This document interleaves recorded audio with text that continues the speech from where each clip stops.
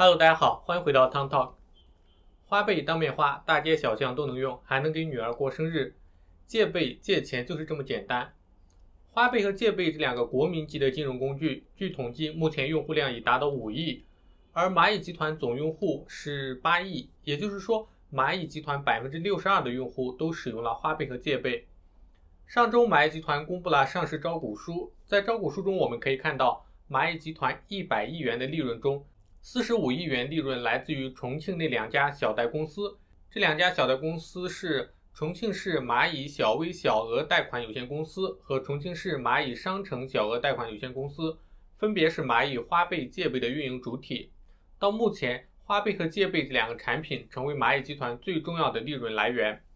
2018年末，借呗的净利润为35亿元，而花呗的净利润为3.7亿元。那么蚂蚁集团如此惊人的利润到底是靠什么赚来的？他们赚钱的资金从哪里来的？对于蚂蚁集团来说，用户就是他们最大的财富，也是最直接的资金来源。蚂蚁集团靠用户获得资金，主要分为2个阶段。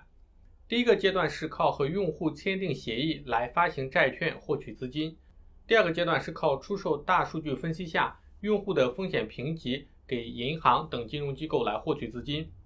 那么你是如何被花呗借呗卖了？今天就一起聊一聊这个话题。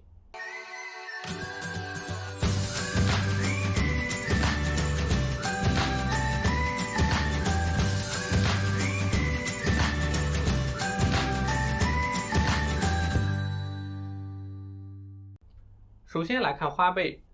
蚂蚁集团虽然一直说花呗只是集团内部为了方便用户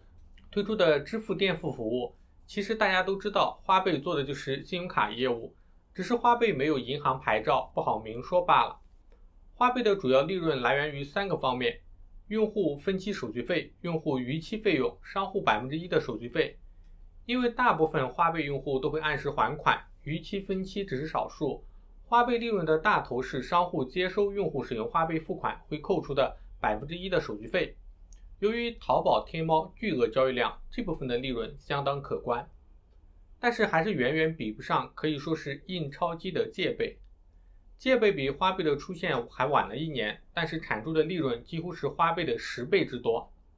如果说花呗做的是信用卡的业务，借呗做的就是小额现金贷的业务。借呗有多赚钱呢？银行贷款的年利率在 4% 左右，号称日利率5/1000的借呗，看起来利率好像很低的样子，实际算下来年利率可达 14%到19%。股神巴菲特年化利率是 20%， 借呗轻轻松松就能达到股神的水平。那么花呗、借呗这些用来赚钱的资金是从哪里来的呢？花呗和借呗的资金来源分为2个阶段。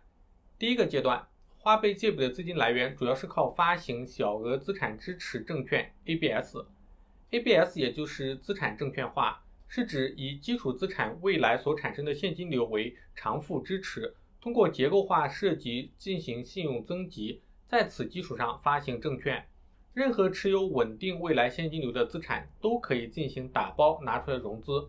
比如说像自如之类的租房公司，就可以以用户源源不断的租金为支持，发行债券来进行融资。用来支持花呗、借呗发行 ABS 的，主要是蚂蚁集团手中数量庞大的小贷资产。根据统计，截止2017年末，花呗、借呗在场内外发行 ABS 规模总计约3500亿元，占中国消费类资产证券化市场的 90%， 占到万亿企业资产证券化市场的 40% 以上。在这个阶段，蚂蚁集团是拿你的花呗、借呗的借款额度去市场上发行 ABS 债券融资。2017年末，现金贷管理风暴，小贷公司被要求将发行的 ABS 合并纳入表内计算融资杠杆利率。随后蚂蚁集团表示将对小贷公司增资到200亿元。截至目前，花呗已经增资120亿元，借呗增资40亿元，总计160亿元。按照重庆市金融局的要求，小贷杠杆上限是 2.3 倍，这意味着花呗和借呗可以撬动的杠杆规模上限是368亿元。但目前花呗借呗的额度已达3000亿元级别，远远达不到监管要求。在增资速度难以赶上蚂蚁潜在业务增长的情况下，蚂蚁集团改变策略，开始搞起了信贷联合，也就是联合贷、助贷，以此来突破监管。目前对于助贷和联合贷还没有严格的规定，按照业内的说法，助贷是一家机构帮助客户获得贷款，也可以看作帮助银行投放贷款。总之，机构扮演的是中介的角色，在为银行导流或者筛选客户的基础上，如果助贷机构有贷款资质，跟银行按照比例出资，则叫做联合贷款，比例由1:9或者2:8不等。目前整个联合贷市场规模达到2万亿左右，涉及数百家银行等金融机构，其中蚂蚁集团已占据半壁江山，约1万亿元。腾讯旗下的微众银行2500亿元，平安普惠3000到4000亿元，这3家合计占到市场份额90%，其余10%左右被新网银行、京东数科、百度、消费金融公司占据。蚂蚁集团内部表示，蚂蚁的联合贷业务有3种模式。第一种是纯导流，合作机构完全自行决策、自行放贷。第二种模式，导流加资金联营，与合作方按比例出资，类似于联合贷。第三种模式是导流加初筛，与合作方提供蚂蚁风控下的初步筛选结果，再让合作方自行决策和放贷，类似于助贷。大中型银行与蚂蚁集团的合作一般是纯导流模式，其中浦发银行的合作规模最大，通过花呗借呗分别投放了300亿、1100亿元。最关键的是，这些都是银行独立风控，蚂蚁集团只是将花呗借呗的用户推荐给银行，起到了助贷的作用。至于后期如果用户违约产生坏账，那也是银行的坏账，并不会连累到蚂蚁集团的财务。导流加初步筛选模式多用于中小银行、信托公司、消费金融公司等，这些公司因为实力有限，自己做信贷调查成本很高，又没有像蚂蚁集团这么有效的风控模型，所以能和蚂蚁集团合作简直是求之不得。这种模式运营具体流程是：首先，蚂蚁集团将所拥有的8亿多客户筛选出3亿到4亿做了白名单客户，提供给合作机构。合作机构再根据自身风控要求进行2次筛选。蚂蚁集团提供给合作机构的客户并不是100%通过，一般通过率在50%左右。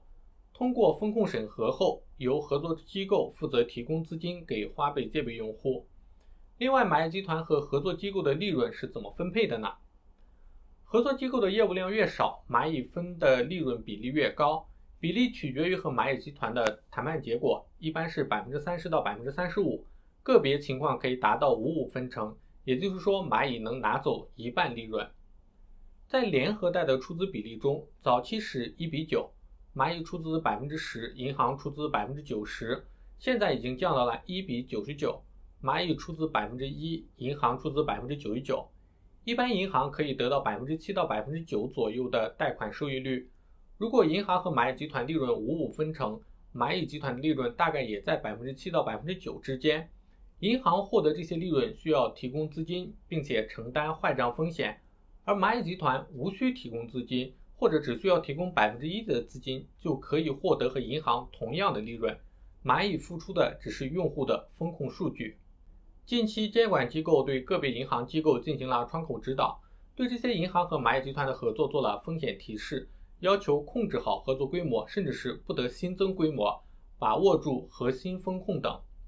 蚂蚁集团也早就洞悉了这个监管信号，把公司的名称从蚂蚁金服改为蚂蚁集团，强调自身定位是在科技、数据、技术输出方面。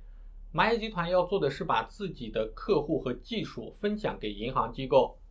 其实说白了，蚂蚁集团就是把通过自己风控系统筛选出的用户推荐给银行等贷款机构，然后分得30%到50%不等的利润。在银行方面，是把自己一部分的风险管理职能外包给蚂蚁集团。